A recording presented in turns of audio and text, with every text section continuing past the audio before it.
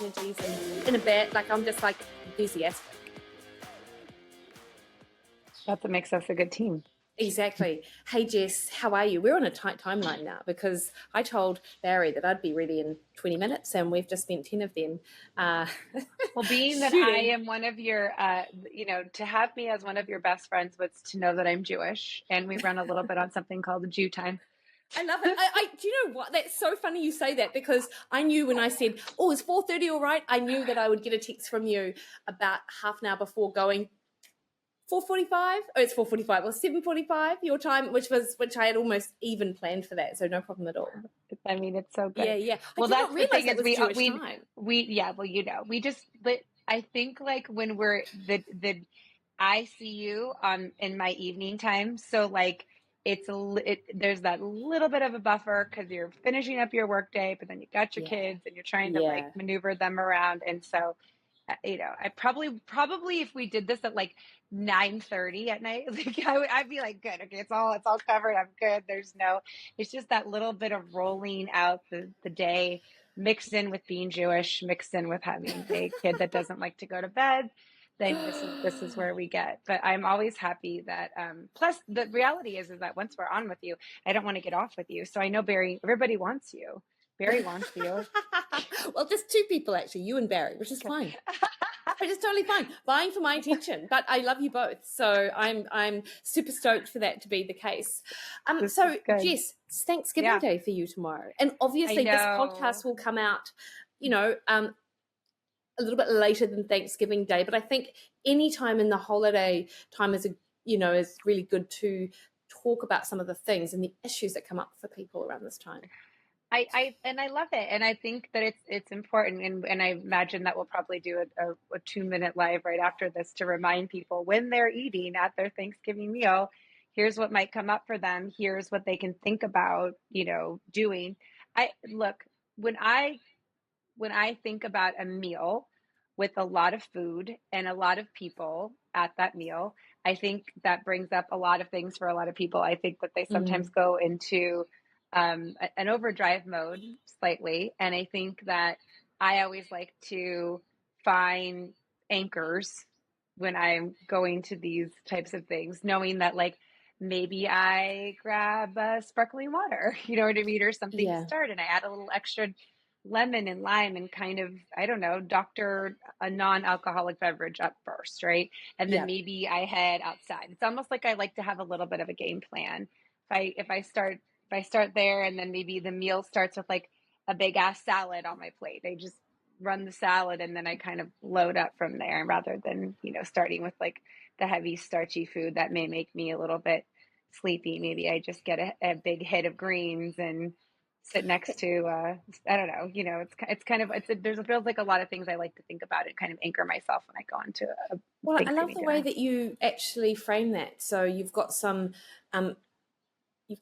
strategies already in place that make you feel comfortable in the situation you're in, but also you're not setting yourself up for just an overeating experience necessarily, or you're doing something, so you're like, right, I'm hydrating myself, so I'm not immediately going to the alcohol, because as soon as you go to the alcohol, if you're not hydrated, you're going to drink far quicker, and it's going to be disinhibiting for the food that you choose as well. So as soon as you have like the champagne, then suddenly it's I wasn't going to have those potato chips, but what's 1 or 10, here are the nuts, whatever.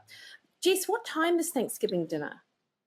Another thing that's kind of funny is that ours is going to be a little bit earlier, on the earlier side. So like a 3 p.m., which I think is slightly not uncommon for people. I think these like bigger type events, they start them a little bit earlier. So I think it's a good opportunity to maybe like, I don't know, from like a nutrition standpoint, do you think, and I still get tons of questions about electrolytes, right? I know this is funny, but like, when should we drink them? Should we have them just when we're working out? Should we have them knowing that we're heading into like, maybe a little extra food this day? What do you recommend on a day like this? First of all, remind me when you think drinking electrolytes is important. And on a day where you're like Thanksgiving, where you're going to maybe have a little bit of the kitchen sink, when would you recommend having a little bit of electrolytes? Honestly, just have them as per usual. And I like Okay. electrolytes during exercise. I like them Same. after exercise. And many of the people I talk to have a diet that doesn't have a lot of processed food. And we get most of our sodium, which is the main electrolyte, which I feel people need for the fatigue and for the energy, etc. We get most of our sodium through processed food. So if you're not having a lot of it, and you're running a lower carb diet, which a lot of people are, like you lose your ability to store your electrolytes because you don't have those carbohydrates that are stored as easily because you're not eating them. And then you aren't eating the main source of sodium in the diet. So the electrolytes and things like Himalayan salt, a highly mineral salt, like these are, I think, important supplemental things for your diet, but you don't necessarily have to do anything special on a day like Thanksgiving other than just make sure you're hydrated. Like that's not where, you don't want to, and it can be more challenging actually because you are running around trying to get everything organized, trying to organize a family to get out the door, to go to their house, to do all the things. So just trying to be, hopefully you've got a good routine up in and around that stuff.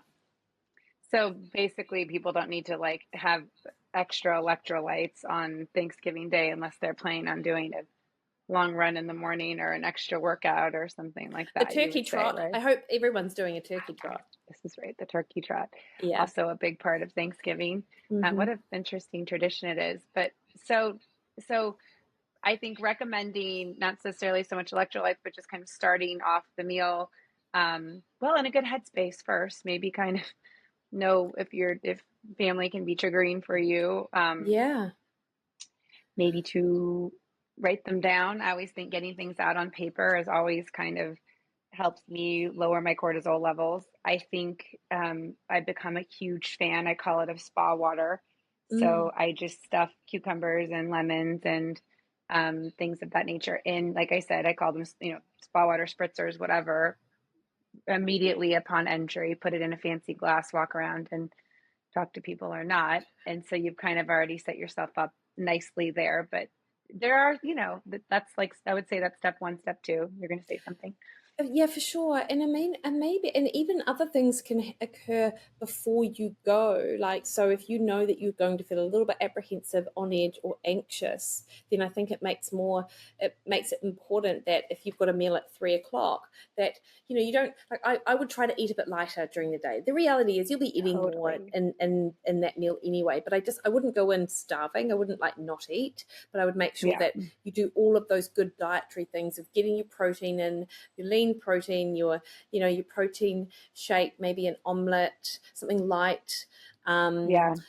Save, like I do think it's a good idea to save some calories for the the big Yes. turkey and the big, all of that sort of eating that occurs. But if you're having a meal, or you're beginning the celebration at around 3 o'clock, then you've probably got an opportunity to have at least, a decent sized brunch, or an earlier smoothie, and then maybe an chicken and salad or vegetables, and just keep it really light, because what you're also doing is you're balancing your blood sugar, because a lot of anxiety can come when your blood sugars are all over the show. So we want to make sure that you're balancing that out really nicely. Can And high spikes in cortisol, like I call it emotional cortisol, right? Not from, but just things that stress you out.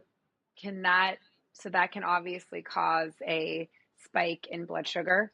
yeah, because And evolutionary speaking, that was what we needed to survive. Like, so right. we were either fighting for our life or running for our life, and so we needed the stress hormones to tell our brain and tell our liver to dump glucose into the bloodstream. So, even in the absence of food, we can get elevated blood sugar. Mm. Mm. Yeah. I mean, So I think that makes, so in a way, so the best way to keep your cortisol levels lower is mhm. to, contrary to people believe, is not to immediately go straight to the bar, but like hydrate, write some things down that you want to feel. Literally, I mean, I know Yeah, it sounds crazy, but looking at no, it it's on good. paper helps me professionally, but it also helps me personally just kind of focus on what I want to focus on emotionally when I go into a room Yeah, that may be, you know, challenging. uncomfortable. Yeah. and No, for challenging. sure. And Absolutely. so then, in a quest to continue to feel kind of more satiated emotionally, satiated from a food standpoint too, and dinner starts, I've always been of the school to kind of eat the things I want to eat, but load up on some turkey or prime rib or chicken or whatever is the main course protein wise, and then then to grab the roasted vegetables and salads and things like that, and then almost like a third trip around would be the potatoes and Yeah. It's a good, macaroni salad and whatever.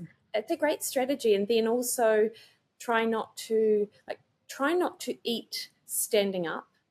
So the Mm. snacks and stuff tend to be sort of that people graze on before dinner. You can end up unwittingly overeating even before you reach the table Do sometimes. you eat more when you stand up because you literally don't you just don't what is that? Why do we Yeah, eat more when we're standing? I think just a little less mindful. Like you don't actually Yeah. see what you're eating as well. If you're just grabbing something and eating it, you're not putting it on a plate and moving off. Oh, I love Like that. you can end up with like 3 or 4 plates, but you wouldn't have realized because you're not putting it on your plate. So grab some food, but then maybe take it with you. And of course, you can eat standing up, but eat off a plate. So I it's love that. This is like writing the things down that trigger you on paper or in a journal, mm, and that so you can see it. But the same rules apply to eating snacks. Like just put the yeah, darn thing on a plate. I yeah, love that because yeah, then yeah, you'll be yeah, able to see a little bit better yeah, what you're putting into your mouth. How yeah, good is that? exactly, Oh my exactly. God, we're And then geniuses here. And then also when it comes to the dinner, like eat whatever Yeah. you like, Mm. but try not to get over full. Like try Yeah. think about how you want to feel. Because how you want to feel is that you've enjoyed the food, you